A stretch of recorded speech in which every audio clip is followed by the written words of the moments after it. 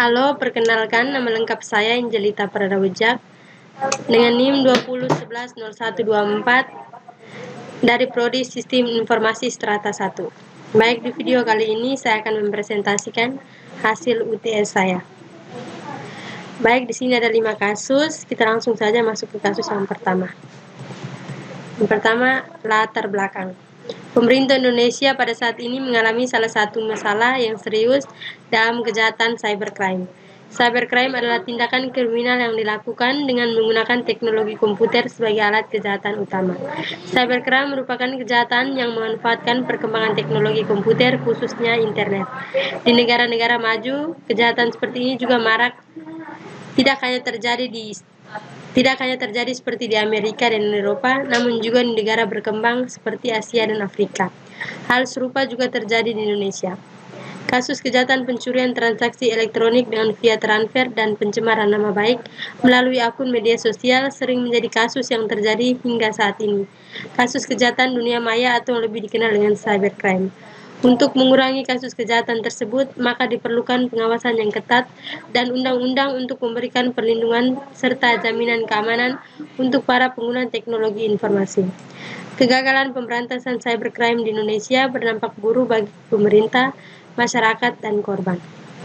Bagi negara atau pemerintah, kegagalan tersebut dapat menghambat proses pencapaian tujuan negara Indonesia dan akan menurunkan kredibilitas pemerintah di mata warga negara. Bagi masyarakat, kegagalan pemberantasan cybercrime akan menambah rasa kekhawatiran dan traumatik dalam pemanfaatan teknologi bagi korban dan kegagalan pemberantasan cyber.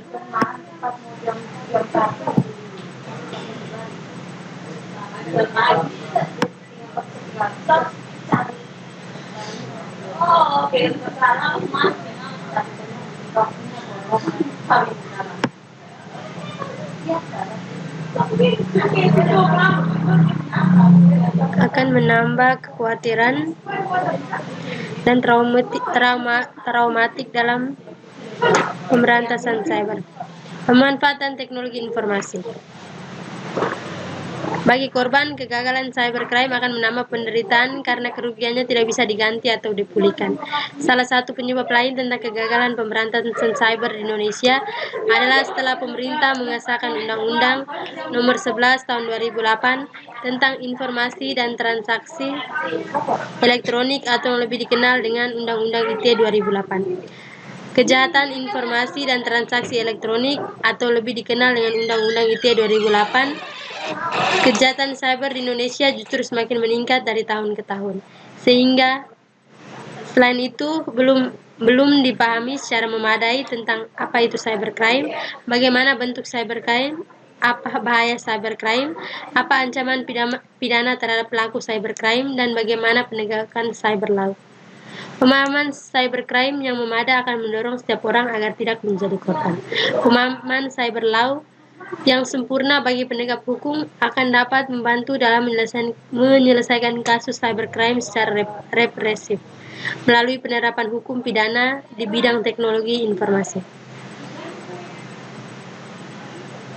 Kejahatan cyber di Indonesia tidak hanya berdampak pada dalam negeri, namun juga merambat sampai ke luar negeri tanpa mengenal batas teritorial negara lain, dan tidak terikat pada ruang dan waktu, sebab kejahatan cyber bisa dilakukan dimanapun dan kapan saja.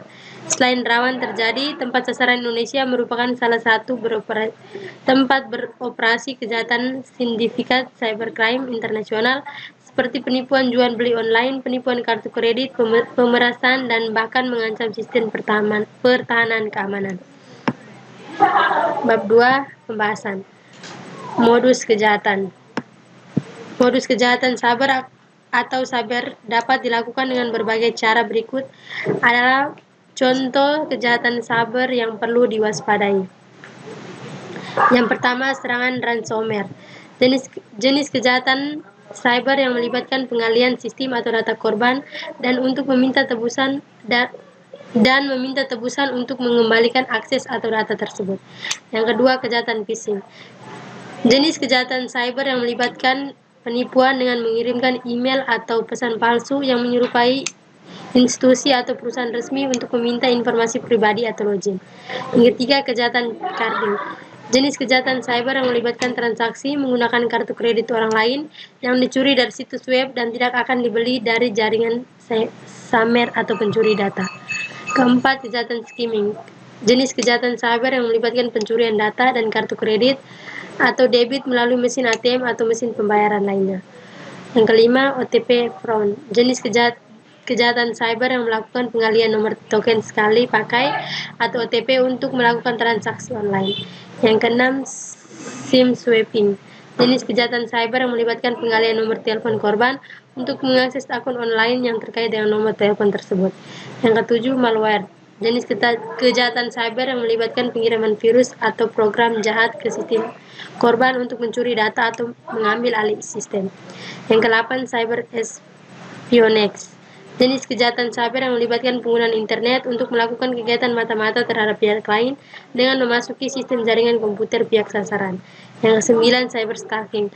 Jenis kejahatan cyber yang melibatkan pengguntitan dan pengawasan terhadap seseorang secara online. Yang ke-10, penipuan online. Jenis kejahatan cyber yang melibatkan penipuan dalam transaksi online seperti penjualan barang palsu atau penipuan investasi.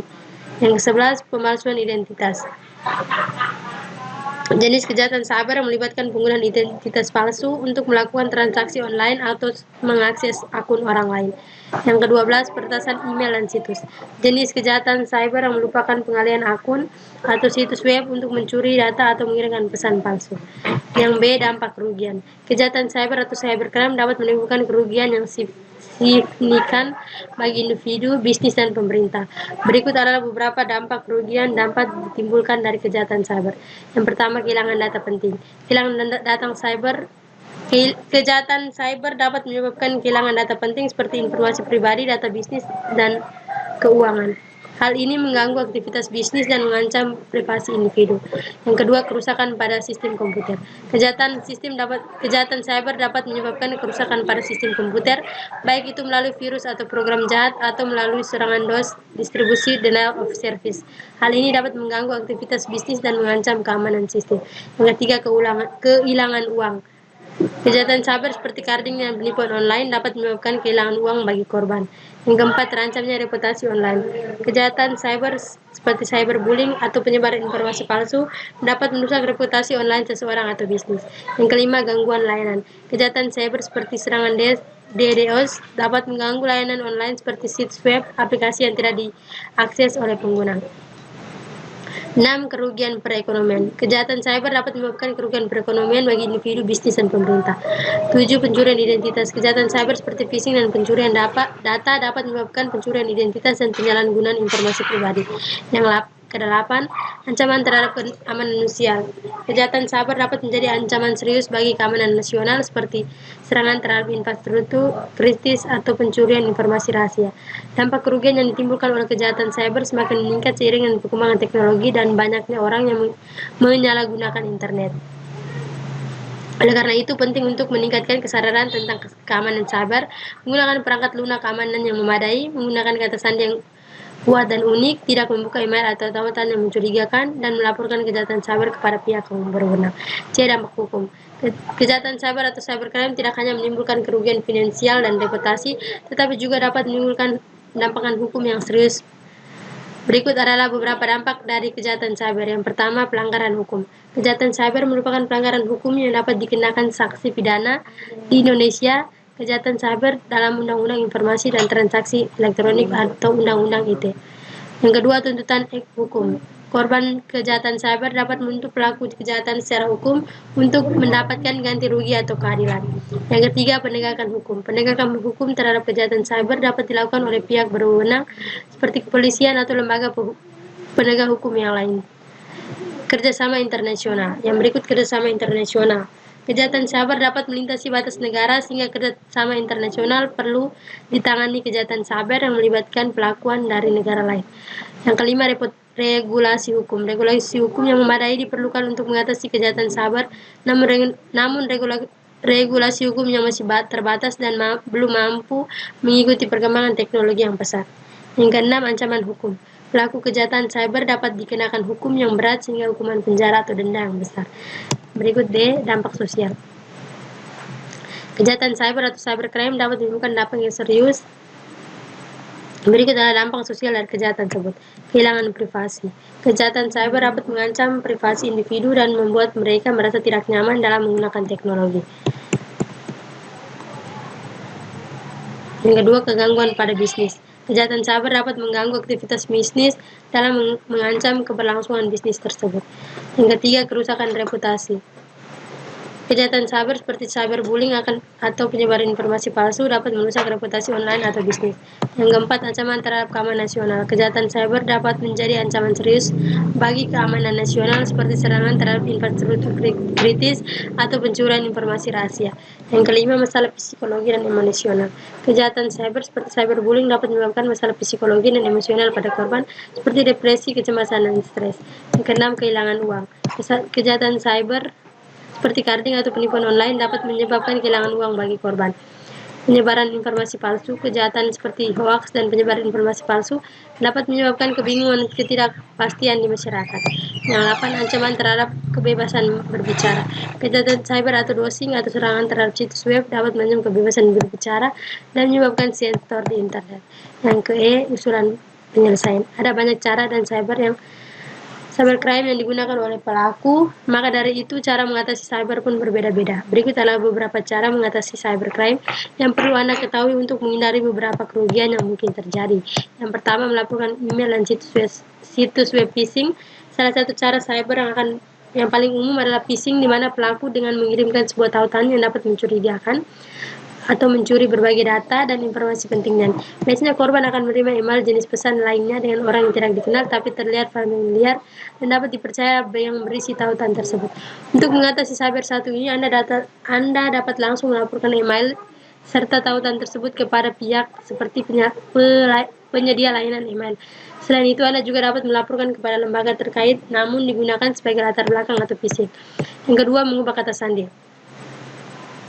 Ada banyak cara yang bisa dilakukan oleh cybercrime untuk membobol kata sandi.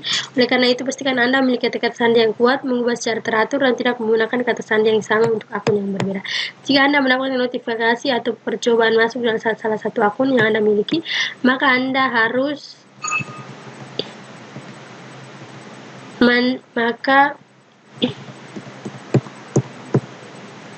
segera mungkin menolak akses masuk tersebut. Selanjutnya, Anda perlu mengubah kata sandi dari akun tersebut. Menggunakan antivirus. Antivirus merupakan program yang berguna untuk mendeteksi dan membersihkan sistem komputer dari berbagai ancaman cybercrime. Pastikan saja untuk menggunakan antivirus yang memiliki fitur yang lengkap seperti anti-malware, dan anti-ransomware, dan lain sebagainya. Jika Anda merasakan ada yang aneh dengan komputer yang sedang dijalankan, maka sebaiknya Anda melakukan program antivirus tersebut melakukan pencetakan. Jika Anda dirasa cybercrime yang terjadi, biasanya program antivirus tersebut akan mengatasinya. Melakukan update. Banyak serangan cyber yang akan terjadi memanfaatkan kelemahan sistem dari perangkat Anda, maka dari itu melakukan update sistem secara berkala merupakan hal yang sangat penting. Pengembangan aplikasi sudah pasti akan memberikan update berkala yang secara otomatis akan menambah pertahanan dari perangkat Anda. Yang kelima, membuat cadangan data. Melakukan cadangan data atau backup data dari beberapa hal yang harus dilakukan secara rutin. Pastikan untuk menyimpan salinan data tersebut di tempat seperti drive eksternal dan kapasitas yang memadai dan tidak terhubung dengan jaringan komputer lainnya. Bab 3, kesimpulan. Berdasarkan hasil pembahasan di atas, dapat disimpulkan bahwa kejahatan cyber atau kejahatan cybercrime adalah kejahatan yang melibatkan pengguna komputer atau jaringan sebagai sarana untuk melakukan kejahatan. Kejahatan cyber dapat berupa hacking, pencurian identitas, phishing, malware, dan samar. Kejahatan cyber dapat menimbulkan dampak kerugian yang signifikan bagi individu, bisnis, pemerintah, seperti kehilangan data penting, kerusakan pada sistem komputer, kehilangan uang, dan terancamnya reputasi online. Kejahatan cyber dapat menimbulkan dampak sosial yang serius seperti kehilangan privasi, gangguan pada bisnis, kerusakan reputasi, dan meningkatkan saran keamanan cyber. Peran penting yang lebih aktif, kerjasama internasional, dan peningkatan keterampilan sumber daya manusia. Perlindungan data memadai, pelaporan kejahatan cyber, dan kerjasama antar sektor publik dan swasta lainnya. Diperlukan adanya hukum cyber atau cyber law yang memadai untuk menangani kejahatan cyber. Saran. Berdasarkan pembahasan di atas, maka disarankan kepada para pengguna internet agar mematuhi norma-norma serta harus beretika baik menjelajahi dunia maya. Selain itu, saran juga ditunjukkan kepada pihak yang berwenang, dalam hal ini pemerintah, melalui Kementerian Komunikasi dan Informasi akan kinerja di bawah ini. Oke, kita masuk ke kasus yang kedua, penipuan barang online. Latar belakang. Perkembangan teknologi internet disadari telah memberikan kemudahan terutama dalam membantu pekerjaan manusia. Selain itu, pekerjaan teknologi internet juga banyak menyebabkan munculnya kejahatan-kejahatan baru bagi orang-orang. Seiring dengan perkembangan teknologi internet yang pesat, orang-orang tersebut juga dapat menyalahgunakan cara teknologi untuk kejahatan. Salah satu dampak negatif teknologi adalah munculnya penipuan melalui media internet yang sudah sering terjadi di masyarakat. Tindakan penipuan dengan melakukan media online melalui portal seperti Bukalapak, Tokopedia, Lazada, dan atau media sosial Twitter dan Facebook.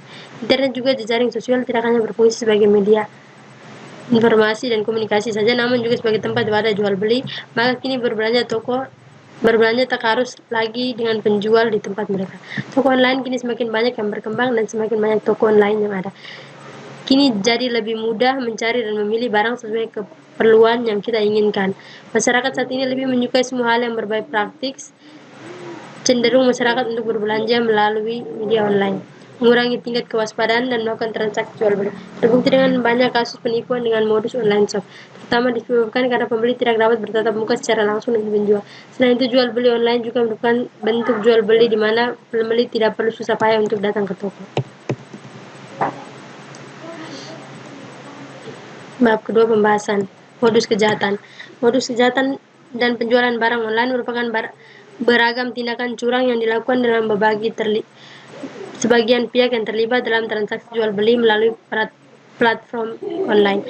Salah satu modus umum adalah penipuan. Penipuan dapat terjadi melalui berbagai cara seperti menjual barang palsu atau tidak sesuai dengan deskripsi, kemudian menghilangkan setelah pembayaran yang dilakukan. Selain itu, terdapat juga praktik penipuan melalui sistem pembayaran online palsu atau mencuri kartu kredit pelanggan untuk tujuan. Modus kejahatan ini adalah perdagangan ilegal untuk mencakup penjualan barang yang dilarang atau ilegal, seperti narkotika, senjata api ilegal atau barang kejahatan lainnya. Pelaku sering berusaha menyembunyikan identitas dan menggunakan platform online untuk beroperasi secara rahasia. Selain penipuan lewat sistem pengiriman barang palsu atau pengiriman barang yang tidak pernah terjadi, jika merupakan modus kejahatan yang umum dalam penjualan online. Pihak yang tidak jujur dapat mengaku telah mengirimkan barang padahal sebenarnya tidak dapat melakukannya, atau mengirimkan barang yang tidak sesuai dengan pesan. Terakhir, modus kejahatan yang sering terjadi dalam pencurian data. Penjualan yang tidak jujur bisa mencuri data pribadi pelanggan, seperti informasi kartu kredit, alamat, atau informasi pribadi lainnya. Data ini kemudian digunakan untuk tujuan penipuan dan penyalahgunaan. Dampak kerugian dalam penjualan online dapat memiliki dampak yang signifikan bagi konsumen maupun pedagang. Salah satu adalah penipuan dalam penjualan barang palsu yang mengakibatkan kerugian finansial bagi konsumen. Ketika konsumen membeli barang dan mendapatkan produk yang tidak sesuai dengan deskripsi atau barang palsu, mereka mungkin kehilangan uang mereka tanpa memiliki saran efektif yang mengembalikan atau menggantikan barang tersebut. Selain itu, ada juga risiko kehilangan data pribadi dan keuangan jika informasi pelanggan dicuri. Transaksi online dapat digunakan tindakan penipuan lebih lanjut. Yang berikut, dampak hukum. Dampak hukum dalam penjualan online sangat penting dalam mengatur dan menjaga integrasi pasar digital. Pertama, hukum memiliki peran penting dalam mengatur perlindungan konsumen. Ini mencakup hukum yang harus pedagang online untuk memberikan informasi yang jelas akurat tentang produk, harga, dan persyaratan pengembalian. Dampaknya adalah melindungi konsumen dari penipuan publik yang tidak sesuai dengan deskripsi. Selain itu juga hukum mengatur hak dan kewajiban pedagang ini. Mencakup untuk mengharuskan pedagang untuk mematuhi peraturan pajak, hak kekayaan intelektual, dan pelindungan data.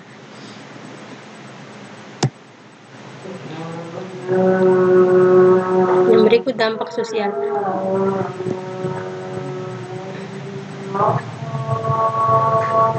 Penjualan barang online memiliki dampak sosial yang signifikan di berbagai kehidupan masyarakat. Pertama, penjualan barang online telah mengubah cara konsumen berbelanja. Ini memberi akses kepada berbagai produk dan layanan dari sebuah dunia tanpa harus meninggalkan rumah. Dampaknya adalah peningkatan keamanan, efisien dalam berbelanja, dan dapat menghemat waktu dan tenaga. Penjualan juga dampak negatif, terutama dalam perilaku konsumen. Penjualan barang memicu impulsif belanja dan dapat mengarah pada pemborosan dan masalah keuangan. Yang berikut usulan penyelesaian. Untuk mengatasi penipuan dalam penjualan barang online, diperlukan sejumlah penyelesaian yang komprehensif. Pertama, pendidikan dalam peningkatan kesadaran hukum tentang risiko penipuan online sangat penting. Dapat melakukan kampanye informasi dan edukasi yang mengajarkan tanda-tanda penipuan dan praktik aman dalam berbelanja online. Berikut kesimpulan, penipuan barang online adalah masalah serius yang dapat merugikan konsumen, pedagang, integrasi pasar digital secara keseluruhan. Tindakan penipuan baik dalam bentuk penjualan barang, informasi palsu, atau praktik tidak etis lainnya dapat mengakibatkan kerugian finansial dan psikologi yang signifikan bagi konsumen. Karena itu penting untuk mengambil tindakan pencegahan termasuk meningkatkan kesadaran konsumen, peningkatan verifikasi identitas pedagang, dan perbaikan sistem ulang dan rating. Yang berikut saran. Untuk mengatasi penipuan barang online, ada beberapa saran yang dapat diterapkan. Pertama, penting untuk meningkatkan kesadaran konsumen tentang risiko penipuan dan menyediakan edukasi dan informasi komprehensif. Platform Adcom harus memperkuat sistem verifikasi pedagang serta mengimplementasi ulasan rating yang ada. Yang ketiga, pembobolan data nasabah bank. Yang pertama, latar belakang. Pembobolan data bank terjadi ketika informasi pribadi dan keuangan nasabah seperti nomor rekening dan data identitas atau kartu kredit diretas atau dicuri oleh pihak yang tidak sah. Masalah ini menjadi semakin urgensi dalam beberapa tahun terakhir seiring dengan meningkatnya penggunaan teknologi dan perbankan terhadap faktor penyebab yang perlu diperhatikan dalam konteks ini. Pertama, kemajuan teknologi informasi internet telah memberikan kesempatan bagi peretas untuk menyusut ke dalam sistem perbankan.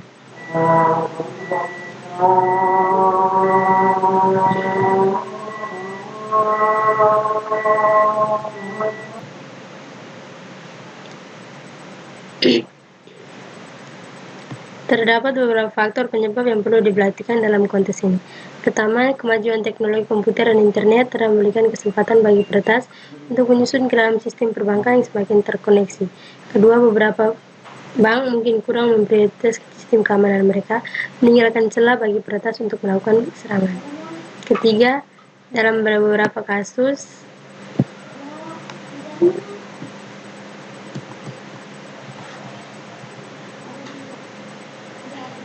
dampak dari pembobolan data nasabah bank sangat serius. Pertama, nasabah bisa mengalami kerugian finansial yang signifikan akibat penipuan dan penggelapan dana yang sering terjadi setelah data mereka dicuri. Kerugian ini bisa mencakup hilangnya dana dari rekening, pembelian barang atau layanan yang tidak sah, atau bahkan utang yang diambil atas nama korban. Selain itu, pembobolan dapat merusak reputasi bank secara signifikan. Kehilangan kepercayaan dari nasabah dan masyarakat umum bisa mengakibatkan penurunan investasi dan kerugian finansial yang lebih lanjut.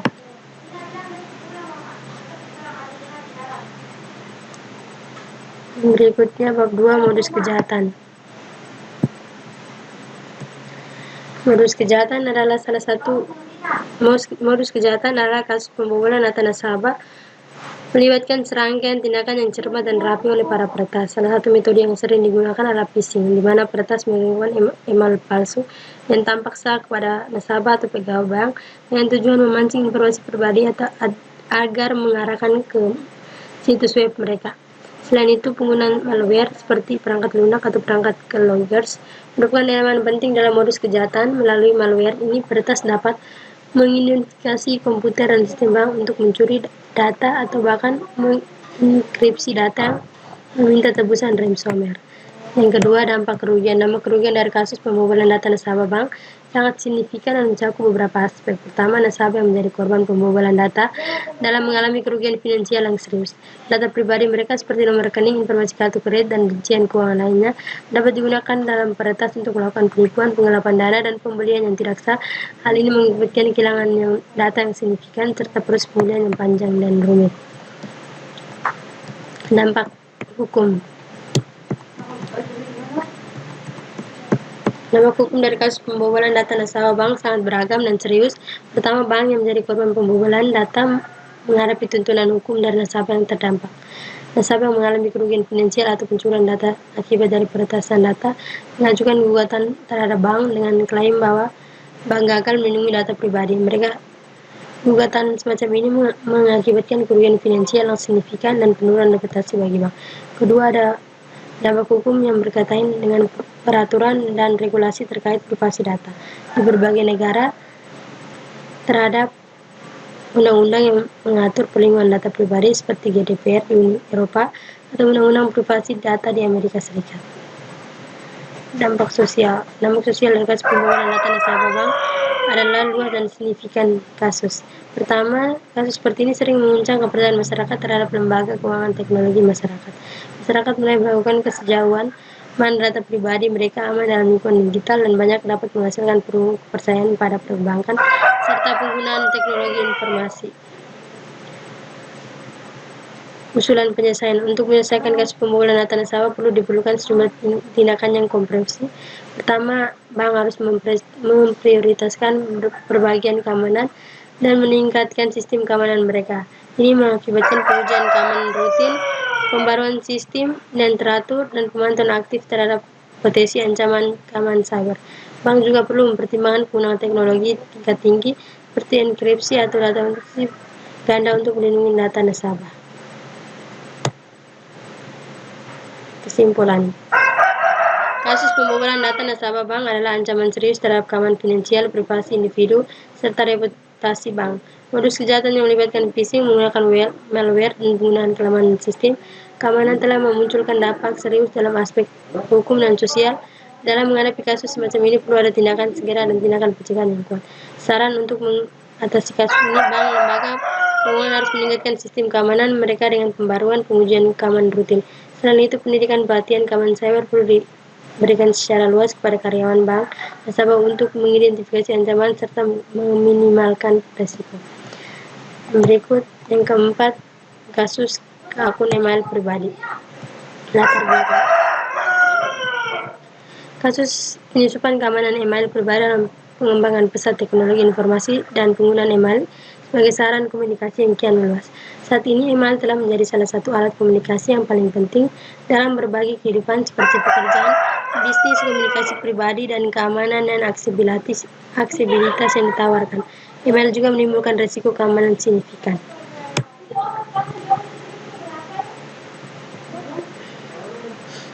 Bab kedua, modus kejahatan. Modus kejahatan dalam kasus penyusupan akun email pribadi adalah serangkaian tindakan yang dilakukan oleh para penjahat cyber untuk mendapatkan akses ilegal ke akun email tanpa izin.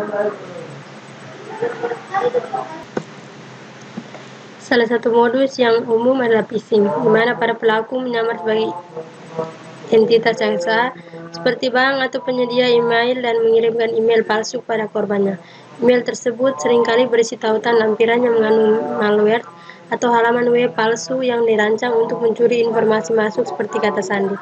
Seringkali penjahat cyber merupakan teknik peretasan kata sandi yang melibatkan upaya menembak atau sandi dan mencoba berbagai komunikasi yang mungkin. Dampak kerugian. Kasus penyusupan email pribadi dapat memiliki dampak kerugian yang sering bagi individu yang menjadi korban. Salah satu dampak utama adalah pelanggaran privasi. Ketika peretas berhasil mengakses ke email pribadi, mereka dapat membaca pesan-pesan pribadi, mengakses lampiran, bahkan mencuri informasi pribadi seperti identitas dan data finansial dan informasi pribadi lainnya. Dampak hukum adalah kasus penyusupan ke email pribadi dapat beragam yang bergantung pada yurisdiksi dan keparahan peretas tersebut. Dalam banyak yurisdiksi, penyusupan akun email pribadi dianggap pelanggaran hukum yang sering dan dapat mengakibatkan konsekuensi hukum yang signifikan bagi pelaku jika tertangkap. Pelaku penyusup dapat menghadapi tuntutan hukum termasuk pengadilan pidana jika termaksud bersalah, dan beberapa kasus ini dapat mengakibatkan hukuman penjara dan hukuman lainnya sesuai dengan undang-undang. Dampak sosial dari kasus penyusupan ke email pribadi dapat melibatkan berbagai aspek yang mempengaruhi individu serta komunitas secara lebih luas.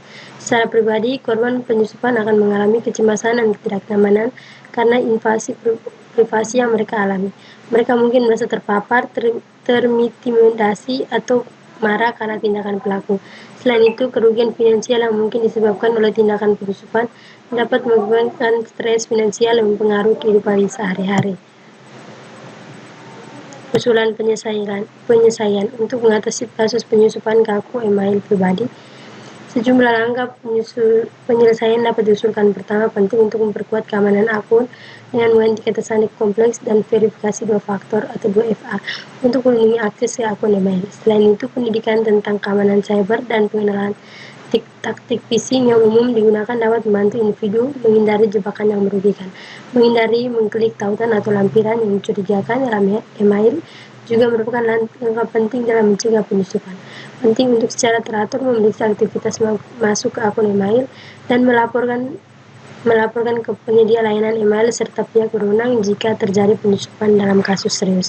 Konsultasi dengan kalian aman ke ahli keamanan cyber dapat membantu memulihkan melindungi akun yang terdampak. Berikut kesimpulan. Kasus penyusupan ke akun email pribadi adalah ancaman serius terhadap privasi dan keamanan individu. Dampaknya mencakup pelanggaran privasi, kerugian finansial, stres psikologis, dan risiko penyalahgunaan data pribadi. Untuk mengatasi masalah ini, pencegahan dan tindakan keamanan sangat penting. Ini termasuk menggunakan kata sandi yang kuat dan verifikasi 2 faktor, pendidikan tentang keamanan cyber, serta kehati-hatian dalam klik tautan atau lampiran yang mencurigakan. Monitoring aktivitas akun dan pelaporan penyusupan juga penting. Saran dalam mengatasi kasus penyusupan akun email pribadi adalah kunci untuk menjaga keamanan privasi data Anda. Yang berikut berita bohong atau hoax di media sosial. Latar belakang. Perkembangan teknologi dan internet telah membuka pintu bagi masyarakat dengan mudah untuk berpartisipasi dalam berbagi informasi. Media sosial sebagai platform utama bagi penderita dan informasi telah memberikan wewenang kepada individu untuk menjadi produsen dan konsumen informasi sekaligus. Namun hal ini juga menciptakan celah yang mungkin menyebarkan berita hoax dengan cepat dan luas. Modus kejahatan dalam kasus penyebaran berita hoax di media sosial melibatkan serangkaian tindakan yang bertujuan untuk menyebarluaskan informasi palsu dan menyesatkan tujuan tertentu. Modus ini seringkali dimotivasi oleh kepentingan politik, ekonomi, dan hasrat untuk memperoleh perhatian dan sensasi. Dalam kasus ini, pelaku dapat dengan sengaja menciptakan atau mengalami keuntungan berita palsu, memanfaatkan karakteristik media sosial yang mungkin penyebarannya cepat. Dampak kerugian dari kasus penyebaran berita bohong atau hoax di media sosial ini sangat signifikan. Pertama, masyarakat menjadi korban karena mereka diberi informasi yang palsu dan mempengaruhi pandangan dan tindakan mereka. Hal ini dapat mengarah pada popularisasi yang lebih dalam masyarakat, di mana individu mungkin terperangkap dalam gelembungan informasi yang menverifikasi keyakinan mereka sendiri. Berikut dampak hukum dari kasus penyebaran berita bohong atau hoax di media sosial memiliki aspek yang penting untuk diperhatikan. Pertama, hukum yang berkaitan dengan pencemaran nama baik dan fitnah mungkin dapat diterapkan. Pelaku penyebaran berita bohong ini berarti individu atau identitas menjadi korban palsu dan mengambil tindakan hukum terhadap pelaku.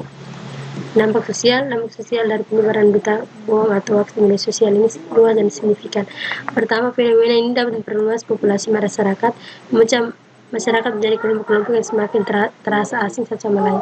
Individu seringkali terjebak dalam gelembung informasi yang hanya memverifikasi pandangan dan keyakinan yang sudah ada, menghambat dialog dan pemahaman yang sehat antara kelompok yang berbeda.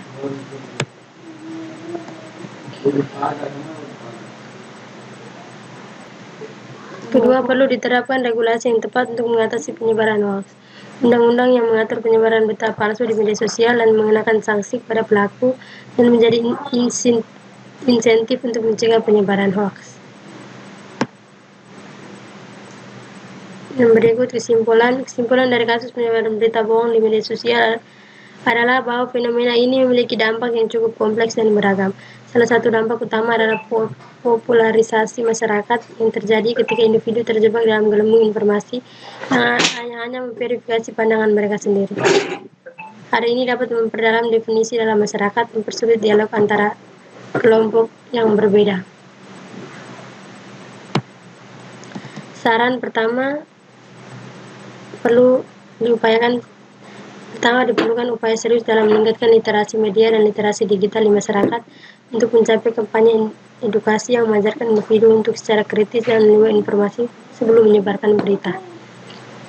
Pendidikan literasi media harus dimasukkan ke dalam kurikulum pendidikan dan sosialisasikan secara luas.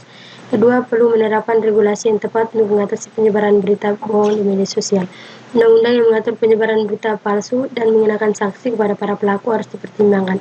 Namun penting juga untuk menjaga keseimbangan antara pelindungan informasi palsu dan kebebasan berbicara. Ketiga, platform media sosial harus mengenakan peran yang lebih penting dalam mengidentifikasi dan menghapus berita bohong dalam platform mereka. Oke, sekian dari presentasi saya, kurang dan lebihnya mohon dimaafkan.